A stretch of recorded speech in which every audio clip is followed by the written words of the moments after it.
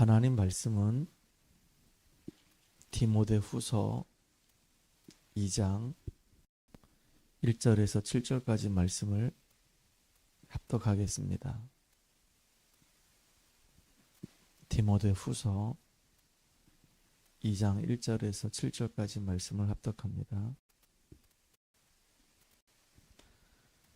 내 아들아, 그러므로 너는 그리스도 예수 안에 있는 은혜 가운데서 강하고 또 내가 많은 증인 앞에서 내게 들은 바를 충성된 사람들에게 부탁하라. 그들이 또 다른 사람들을 가르칠 수 있으리라. 너는 그리스도 예수의 좋은 병사로 나와 함께 고난을 받아.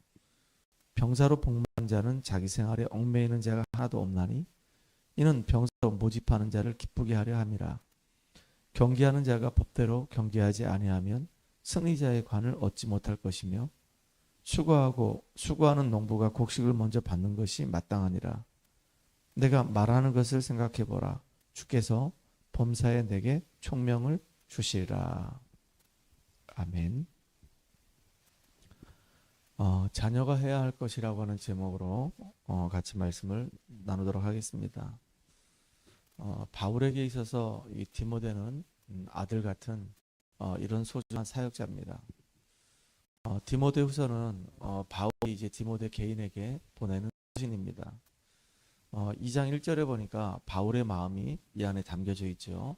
내 아들아, 그러므로 너는 그리스도 예수 안에 있는 은혜 가운데서 강하고, 우리에게 가장 중요한 것은 은혜 속에서 강한 자가 되는 겁니다. 다시 말하면 성령의 충만함을 받는 것이 가장 중요한 거예요. 하나님의 은혜를 누리는 것이 가장 중요하단 말이에요. 우리가 일을 하더라도 어떤 사역을 하더라도 그 이전에 더 중요한 게 뭐냐면 우리 자신들이 먼저 은혜를 지속적으로 누리는 것이 너무너무 중요한 겁니다. 그러면서 이제 부탁을 합니다. 디모데가 몸이 좀 많이 약했었거든요. 그러니까 2절에 또 네가 많은 증인 앞에서 내게 들은 바를 충성된 사람들에게 부탁해라. 그들이 또 다른 사람들을 가르칠 수 있으리라. 바울의 제자가 디모데입니다. 이 디모데에게 충성된 사람들에게 네가 많은 증인들 앞에서 내게서 들은 것들을 부탁해라. 그러면 그 사람들이 또 다른 사람들을 가르칠 수 있으리라. 사실은 이건 중요한 제자도거든요.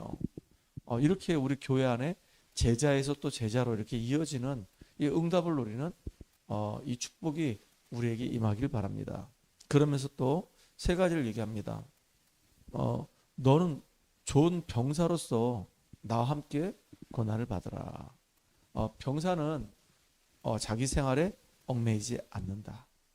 군인으로서, 영적 군인으로서 같이 우리가 현장에서 쓰임 받자. 두 번째는 뭐냐면 경기하는 자, 선수로서 우리가 룰을 지켜가면서 성령의 인도 따라서 말씀을 의지해서 우리가 경기하는 자처럼 우리 인도받자.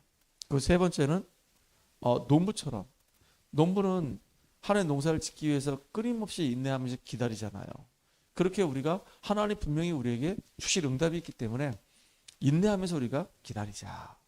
그리고 7절에 보니까 내가 말하는 것들을 한번 생각해 보라. 그러면 주께서 범사에 너에게 총명을 더하시리라. 그랬단 말이에요. 이 축복들을 오늘 우리는 누리면서 살아가는 저와 여러분 되기 바랍니다. 자, 오늘 우리 서론을 좀 볼게요. 우리 렘넌트들은 또 우리 성도들은 늘 생각을 좀 해봐야 됩니다. 나는 무엇을 하며 어떻게 살 것인가? 나는 언약 가진 렘넌트인데 그렇다고 한다면 나는 무엇을 하며 어떻게 살 것인가? 라는 질문들을 한 번쯤은 해봐야 됩니다. 하나님이 이 시대에 우리를 남은 자여 순례자여 정복자로 불러주셨기 때문에 우리 각 사람이 영적인 서밋으로 서는 것은 너무 중요합니다. 우리는 지금 대통령이 될 수가 없어요. 하지만 영적 서밋은 될 수가 있어요. 요셉 같은 경우는 노예로 있었지만은 신분은 노예지만은 영적으로는 서밋이거든요. 요셉 한 사람 때문에 보디발 집이 다 살아나버렸거든요. 요셉은 비록 죄수지만은 감옥에 있는 동안에는 영적 서밋이었거든요. 그 감옥에 있는 그 장관들을 다 살렸거든요. 요셉은 나중에 바로 왕과 애굽 전체를 살리는 영적 서밋이었었어요. 비록 우리가 내보일 수 있는 것은 없지만, 자랑할 것은 없지만은 우리가 영적 서밋으로 준비되는 것은 너무너무너무 중요하단 말이에요. 왜냐하면 영적 서밋이 되어야 할 이유는 하나님이 우리를 그렇게 남은 자요, 순례자요, 정복자로 부르셔가지고 이 세계의 이 재앙을 막으시려고 하나님이 우리를 부르셨단 말이에요. 세계복음화 하려고 우리를 부르신 겁니다.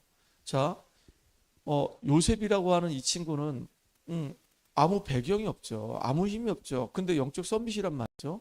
근데 어느 날 이 바로가 꿈을 꾼 겁니다. 그것도 굉장히 무시무시한 꿈을 꾼 거예요. 아무도 이 바로의 꿈을 해몽해 주는 사람이 없습니다. 그런데 그때 요셉이 이제 바로의 꿈을 해몽해 주면서 결국은 애굽의 총리가 돼서 애굽의 재앙을 막는 가장 중요한 역할을 했단 말이죠.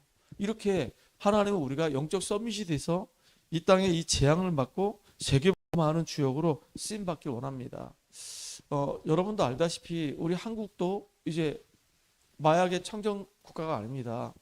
어느 정도냐면 이제 경찰들이 또 검사들이 마약과의 전쟁을 선포할 정도로 뉴스는 지금 잘 안 나오지만은 이 마약이 지금 우리 대한민국에 점점 지금 퍼져가고 있단 말이에요. 정신병 너무 심각하죠. 마약 심각하죠. 자살 심각하죠. 살인 심각하죠. 중독 문제 너무 심각하죠. 이렇게 이 땅에 지금 알게 모르게 재앙이 계속 임하고 있습니다. 이것을 막을 수 있는 길은 복음밖에 없어요. 이 땅이 굉장히 어둠의 세력이 점점 장악하고 있는 이때에 이 어둠의 세력을 물리칠 수 있는 것은 빛밖에 없거든요. 그래서 하나님은 빛을 선전하는 자로 우리를 부르셨단 말입니다. 그래서 우리에게 가장 필요한 게 바로 뭐냐면 영적인 힘을 얻는 겁니다. 영적인 힘을 얻어서 우리 후대들을 영적 서밋으로 키우는 그 일에 우리가 쓰임 받아야 되는 거예요. 우리 현장의 새 가족들을 영적 서밋으로 키우는 그 일에 우리는 쓰임 받아야 된단 말이에요. 이게 얼마나 중요한지 모릅니다. 그래서 이거 붙잡고 우리는 기도해야 됩니다. 오늘 이제 디모데후서 1장부터 총 4장까지 이렇게 있는데요. 이 내용을 아주 간단하게 정리를 해보도록 하겠습니다. 1장에 보게 되면 바울이 이제 디모데에게 뭐라고 이제 서신을 보내냐면 네 눈물을 내가 안다라고 얘기합니다. 눈물을 안다라고 하는 이 말은 되게 중요한 거거든요. 서로 간에 정말로 영적인 부분에 이게 소통되는 겁니다. 뭐 때문에 정말로 눈물을 흘리고 뭐 때문에 정말로 아파하는지, 하나님과 정말로 눈물이 통한다? 그럼 그 사람 정말로 제자가 되는 겁니다. 하나님은 이 디모데의 눈물을 알고 디모데는 이 바울의 이 눈물을 아는 겁니다. 영적 서밋으로서 무엇을 해야 되는지를 아는 겁니다. 이게 중요한 거죠. 그래서 바울이 이 디모데를 보고 내 아들아라고 할 만큼 너무너무 사랑했고요. 바울의 기도 속에 항상 디모데가 있었습니다. 이 디모데는 외할머니 로이스하고 어머니 유니게를 하나님 말씀을 들으면서 외할머니 속에 있는 어머니 유니게 속에 있는 그 믿음을 전수받은 사람이 바로 이 디모데를 말해요. 이렇게 아버지는 헬라인이었지만은 어머니하고 이 외할머니를 통해서 복음에 대해서 이렇게 전달받은 축복된 사람이 바로 디모데였단 말이에요. 그리고 이 디모데는 어떻게 하나님이 자기를